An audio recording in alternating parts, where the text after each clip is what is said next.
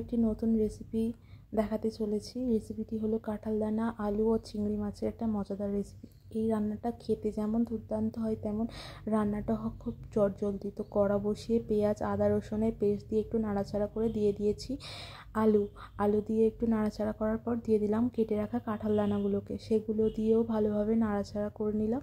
এবার দিয়ে দিলাম কেটে রাখা চিচিঙ্গে এবং সেগুলোকে দিয়ে ভালোভাবে নাড়াচাড়া করে নেব। নাড়াচাড়া করে দিয়ে দিলাম টমেটো দিয়ে নাড়াচাড়া করে পরিমাণ মতো নুন দিয়ে দিলাম। নুন দিয়ে গ্যাসের ফ্লেমটাকে আস্তে করে চাপা দিয়ে দিয়েছিলাম। তারপর চাপাটা খুলে তাতে দিয়ে দিলাম চিংড়ি মাছ আর একটু সামান্য পরিমাণে জল। তারপরে ফের আমি ঢাকা চাপা দিয়ে দিলাম। 2-3 মিনিট পরে এসে ঢাকা খুলে দেখলাম এখনও অনেকটা জল রয়ে গেছে। তাই এটাকে গ্যাসের ফ্লেমটাকে হাইতে রেখে জলটাকে শুকিয়ে তাতে দিয়ে দিলাম লঙ্কা গুঁড়ো, হলুদ গুঁড়ো, সানরাইসের জিরে গুঁড়ো।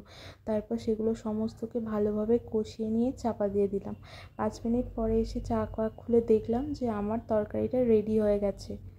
কড়া থেকে আমি বাটিতে নামিয়ে নিয়েছি তরকারি। এই হলো ধোয়া ওঠা সেই তরকারি। খেতে যেমন সুন্দর আর দেখতেও হয়েছে সুন্দর। তো ভিডিওটা ভালো লাগলে একটা like, comment, share and subscribe করে দেবেন। Thanks for watching.